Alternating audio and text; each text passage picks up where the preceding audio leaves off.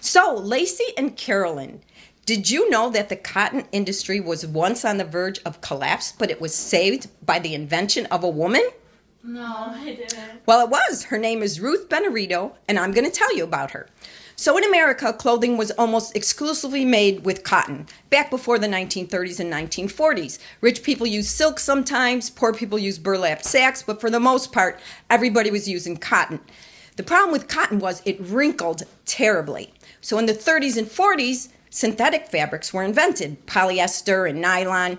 Now the good thing about them was they didn't wrinkle, but the bad thing about them was they were not as comfortable, especially in the summer. They were so hot.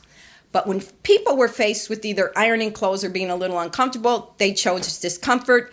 Nobody was buying cotton anymore for clothing, and the cotton industry was about to collapse. Well, this is where Ruth Benerito comes in. She was born in 1916 in New Orleans, and she was a brilliant young woman. She graduated high school at 14 years old and started college at 15. She got a degree in chemistry and then started teaching while she worked toward her PhD. Once she got her PhD in chemistry, she went to work for the United States Department of Agriculture, also known as the USDA.